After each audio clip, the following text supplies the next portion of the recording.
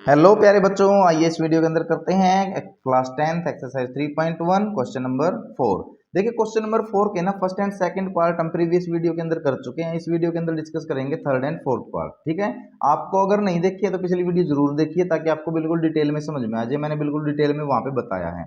चलिए स्टेटमेंट एक बार दोबारा रीड करते हैं। Which of the following pairs of linear equations are consistent और इनकंसिस्टेंट। क्वेश्चन 3 में भी बिल्कुल सेम पूछा था कि कौन सा लीनियर पेयर कंसिस्टेंट है, कौन सा इनकंसिस्टेंट है। दो दो हमको क्या दिए गए हैं, लीनियर इक्वेशंस के पेयर दिए गए हैं। कंसिस्टेंट बच्चों कौन सा होता है, कंसिस्टेंट वो होता है जिन लीनियर इक्वेशंस का क्या निकल सकता है, सॉल्यूशन, और जिनका सॉल्यूशन नहीं निकल सकता उन्हीं को क्या बोलते हैं हम, इनकंसिस्टेंट। तो बस आपको ये देखना है कि कंसिस्टेंट कौन सा होगा और इनकंसिस्टेंट कौन सा होगा। अगर सॉल्यूशन निकल गया तो कंसिस्टेंट है, अदरवाइज इनकंसिस्टेंट है। और सॉल्यूशन हमारे पास दो सिचुएशंस के अंदर ही निकलता है। देखिए जब हमारे पास इंटरसेक्टिंग एट ए पॉइंट, ठीक है, ग्राफ के ऊपर अगर इंटरसेक्टिंग एट ए पॉइंट, अगर एक पॉइंट पे इंटरसेक्ट हो जाती है तो हमारे पास ओनली वन सॉल्यूशन होता है। और को इंसिडेंट लाइन, अगर को इंसिडेंट लाइंस आ जाती हैं तो हमारे पास कैसा सॉल्यूशन होता है, इनफाइनेटली मैनी सॉल्यूशंस। तो सॉल्यूशन तो है ना, चाहे एक हो चाहे इनफाइनेटली हो, तो दोनों स्थिति में सॉल्यूशन होता है। तो हमारे पास कंसिस्टेंट पेयर होंगे। और ग्राफ से फिर आगे है इफ कंसिस्टेंट, अगर कंसिस्टेंट है तो obtain the solution graphically, graphically उसका सॉल्यूशन भी हमको बताना है। ठीक है, तो जिसका सॉल्यूशन होगा, अगर दो सिचुएशन अराइज होती हैं तो ग्राफ बनाएंगे। अगर सिचुएशन बन गई तीसरी, तीसरी सिचुएशन होती है बच्चे पैरेलल लाइन की। अगर पैरेलल लाइन के केस में ही हमारे पास नो सॉल्यूशन होता है और नो सॉल्यूशन को इनकंसिस्टेंट पेयर बोलते हैं, उस स्थिति में हमको ग्राफिकल सॉल्यूशन देने की कोई जरूरत नहीं है। ठीक है, तो चलिए थर्ड पार्ट हम करते हैं। थर्ड पार्ट हमारे पास लिखा हुआ है, ये मैं दोबारा लिख लेता हूँ। 2x plus y minus 6 is equal to 0 and 4x minus में 2y minus 4 is equal to 0। ये मेरे पास इक्वेशन फर्स्ट है, ये मेरे पास इक्वेशन सेकंड है। लीनियर इक्वेशन है, x और y के कोफिशिएंट मिलेंगे और हमारे पास एक कांस्टेंट टर्म मिलेगी। तो चलिए a1 b1 और c1, इन तीनों की वैल्यू हमको किससे मिलेगी, इक्वेशन फर्स्ट से। x का जो कोफिशिएंट है उसको क्या बोलते हैं, a1, वो है 2। y का जो कोफिशिएंट है उसको बोलते हैं b1, वो है प्लस का 1। और जो हमारे पास कांस्टेंट टर्म है उसको बोलते हैं c1, वो है माइनस का 6। अब इक्वेशन 2 से हम क्या निकाल लेंगे, a2 b2 और c2। चलिए x का कोफिशिएंट यहाँ पर 4 है, a2 की वैल्यू 4 आई। y का कोफिशिएंट यहाँ -2 है, b2 की वैल्यू -2 आई। और c2 की वैल्यू यहाँ पर कांस्टेंट टर्म माइनस की 4 है, तो ये आ गई। अब हमको करना है बस इनको कंपेयर। ठीक है, तो ऑन कंपेयर, ठीक है, तो कंपेयर करो इनको। कंपेयर करने पर क्या आएगी, a1 बाय a2 की वैल्यू। तो a1 बाय a2 कितना आ गया, 2/4, कैंसिल हो सकता है, 2 1 जा 2, 2 2 जा 4, तो ये आ गया 1 बाय में 2। उसके बाद आएगी हमारे पास b1 बाय b2 को कंपेयर करते हैं। ये है 1 बाय में माइनस का 2, तो 1 बाय -2 को मैं लिख सकता हूँ माइनस का 1 बाय में 2। ये b1 b2 की वैल्यू आ गई। उसके बाद है बच्चे c1 बाय c2, ये है माइनस का 6 बाय माइनस का 4, माइनस से कैंसिल, माइनस 2 3 जा एंड 2 2 जा, तो 3/2 c1 c2 की वैल्यू आ गई। अब मैंने आप लोगों को बताया है, मैंने आप लोगों को कई बार, मैं हर बार चार्ट बताता हूं कि जब तक आप इस चार्ट को नहीं करेंगे तो आपका क्या नहीं होगा, सॉल्यूशन नहीं होगा। इस एक्सरसाइज को करने के लिए ना ये चार्ट याद करना तो बहुत ही ज्यादा मस्ट है, इंपॉर्टेंट है।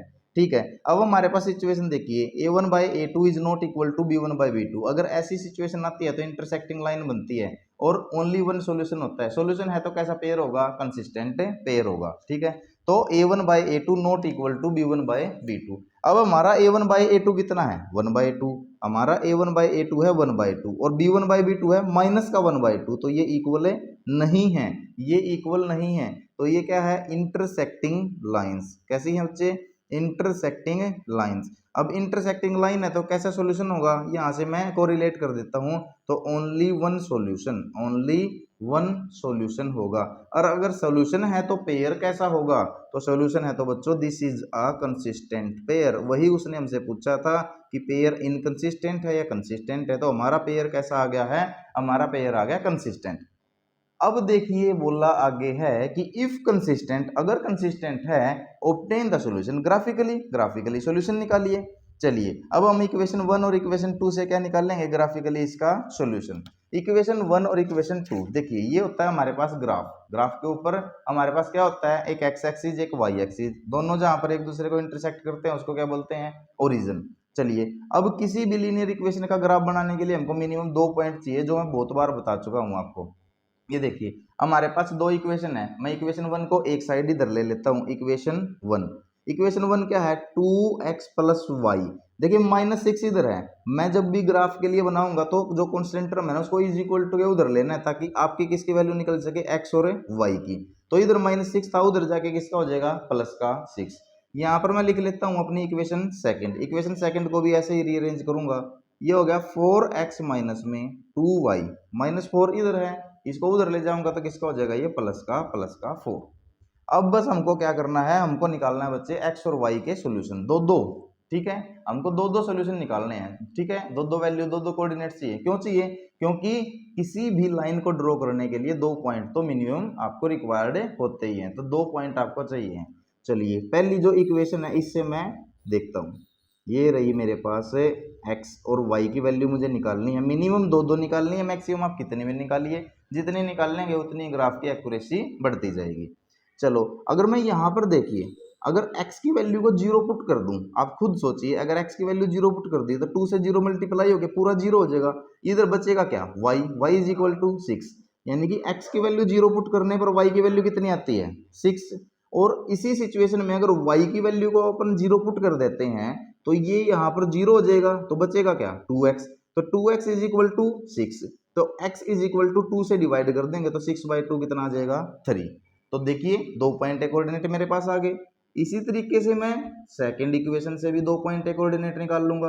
ये देखिए मेरे पास, ये सेकंड इक्वेशन से यहाँ पर फिर पुट करके देख लीजिए आप। देखिए आप x की वैल्यू जरूरी नहीं है कि आप 0 पुट करेंगे, 1 2 माइनस में कुछ भी पुट करके देखिए, जिससे y की कंप्लीट वैल्यू अगर आपकी निकल जाए तो ज्यादा दी बेस्ट है, ताकि ग्राफ पे आपके एग्जैक्ट वैल्यू आपको मिल जाएगी।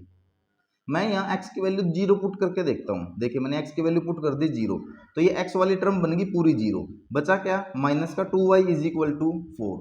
तो y रह जाएगा इधर और 4 के डिवाइड में चला जाएगा माइनस का 2, तो 4 को -2 से डिवाइड करेंगे तो क्या आएगा, माइनस का 2। अब हमारे पास क्या है, हमारे पास है y की कंडीशन में, y की टर्म में y की वैल्यू 0 पुट कर देते हैं, तो y वाली टर्म बन गई पूरी की पूरी 0, बचा क्या, 4x इज इक्वल टू 4। तो x की वैल्यू कितनी आएगी, 4/4 बोले तो 1। बस अब हमारे पास वैल्यूज हमारे पास आ चुकी हैं, तो फर्स्ट वैल्यू को हम हमारी एंटर करेंगे यहाँ पर। तो फर्स्ट पॉइंट के जो कोऑर्डिनेट्स हैं, x का कोऑर्डिनेट 0 है और y का कोऑर्डिनेट 6 है। ओरिजिन हमारे पास ये होता है x 0, तो 0 कहाँ जाऊंगा, देखिए x तो या तो मैं इधर जाऊंगा या उधर जाऊंगा, तो इधर जाऊंगा प्लस की वैल्यू, उधर जाऊंगा माइनस की वैल्यू, तो 0 तो कहाँ पे होता है, x ओरिजिन पे, तो ये रहेगा यही। अब y की वैल्यू 6 है, तो जहां x आया उससे हम y की वैल्यू पे जाएंगे, तो y की वैल्यू 6, तो यहीं से हम y की वैल्यू पे गए तो y की वैल्यू आ गई हमारे पास 6, तो ये पॉइंट आ गया हमारे पास 0 6, ठीक है। उसके बाद सेकंड पॉइंट, तो हम पहले आ जाएंगे ओरिजिन पे। सेकंड पॉइंट में x की वैल्यू है प्लस का 3, तो प्लस का 3 है तो किधर जाऊंगा, राइट हैंड साइड, ये गया मैं, ये आ गया मेरे पास प्लस का 3।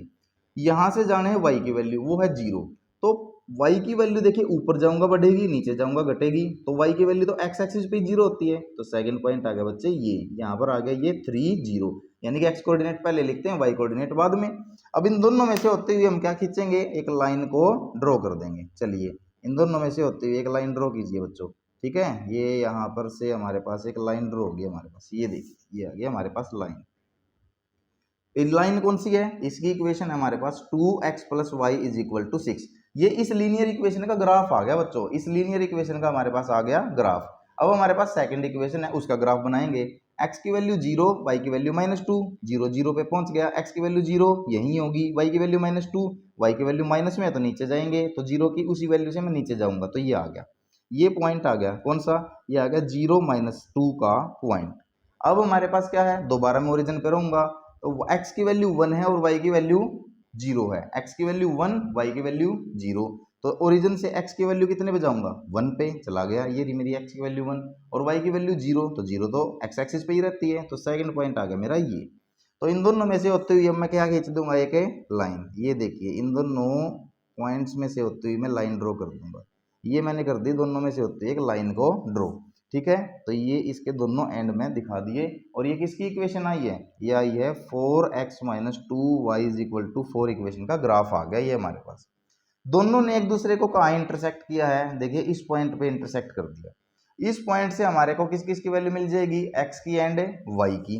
तो इससे नीचे जाइए, बिल्कुल डायरेक्ट नीचे, ये जा रहे हैं आप, ये देखिए, ये देखिए, तो x की वैल्यू कितनी आ गई, 2, और यहाँ से आप बिल्कुल डायरेक्ट देखेंगे y से हम y एक्सिस को यहाँ से काट देंगे तो ये हमारे पास जो पॉइंट आ गया ना बच्चे, ये आ गया 2 2, यानी कि देखिए हमारे पास किसी भी पॉइंट के कोऑर्डिनेट क्या होते हैं एक्स वाई, तो पॉइंट आ गया 2 2, तो यानी कि x की वैल्यू 2 और y की वैल्यू 2, ठीक है। तो ये हमारे पास सॉल्यूशन आ गया ग्राफिकली हमारा जो पार्ट नंबर 3 था, जिससे हमारी ये इक्वेशन, एक इक्वेशन 1 ये थी, इक्वेशन सेकंड ये थी, दोनों से हमने क्या किया, दो दो कोऑर्डिनेट्स निकाल, दो दो पॉइंट के कोऑर्डिनेट्स निकाल लिए, ग्राफिकली रिप्रेजेंट किया, क्योंकि हमारा कंसिस्टेंट पेयर आया था। और देखें आपने देखे कंसिस्टेंट पेयर कैसा आया था, हमारे पास इंटरसेक्टिंग लाइंस आई थी और हमने बोला था वन सॉल्यूशन, ठीक है, इंटरसेक्टिंग लाइंस थी। तो देखिए ग्राफ पे भी कैसी लाइंस आई है, इंटरसेक्टिंग, एक दूसरे को काटती हुई लाइन आई है, और ओनली वन सॉल्यूशन होता है तो ओनली वन ही सॉल्यूशन हमारा आया है, ठीक है। ये हमारा कौन सा पार्ट था बच्चों, थर्ड पार्ट। तो चलो मैं ग्राफ को हटा देता हूं, थर्ड पार्ट हमारा हुआ है कंप्लीट।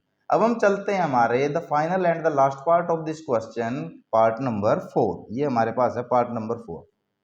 देखिए यहां पर भी हमारे पास पार्ट नंबर 4 है, तो पार्ट नंबर 4 में पहले है हमारे पास 2x माइनस में 2y minus 2 is equal to 0।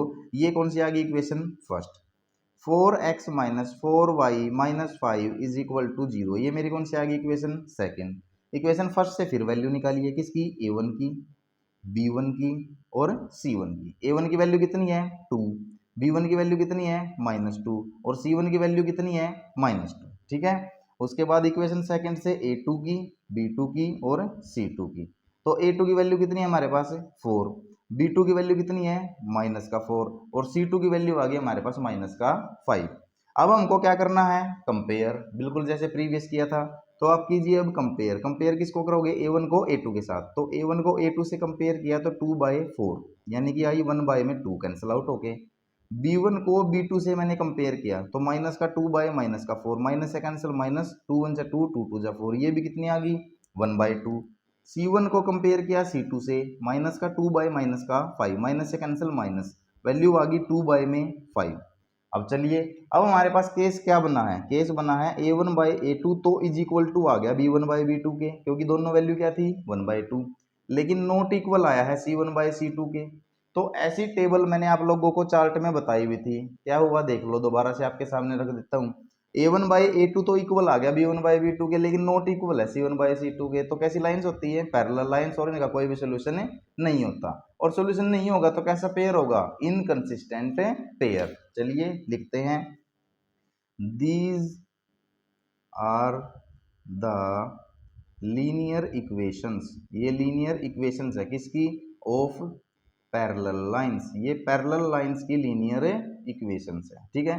तो पैरेलल लाइंस की लीनियर इक्वेशन है तो कैसे होगा इनका, no solution, these will have no solution, और किसी का सॉल्यूशन नहीं होता तो इसको हम क्या लिख सकते हैं, hence, hence these are inconsistent pair, these are inconsistent pair, इसको हम इनकंसिस्टेंट पेयर बोलेंगे। अब देखिए ये इनकंसिस्टेंट पेयर है तो क्या हम आगे ग्राफिकली सॉल्यूशन करेंगे, नहीं, क्योंकि उसने खुद ही बोला है कि इफ कंसिस्टेंट, अगर कंसिस्टेंट आ जाता है तो ऑब्टेन द सॉल्यूशन ग्राफिकली, तभी आपका सॉल्यूशन निकालना है, ठीक है। तो बड़े ही अच्छे से हमने क्वेश्चन 4 के थर्ड फोर्थ पार्ट को यहाँ कंप्लीट किया, क्वेश्चन 4 हमारा कंप्लीट हो जाता है, ठीक है। कोई भी डाउट है तो कमेंट कीजिए, अदरवाइज आप मोटिवेट कीजिए, लाइक शेयर सब्सक्राइब दोस्तों के साथ कीजिए, अगर आप नए हैं तो सब्सक्राइब जरूर कीजिए। मिलते हैं नेक्स्ट वीडियो में नेक्स्ट क्वेश्चन के साथ, तब तक keep doing watching, keep practice, thank you so much.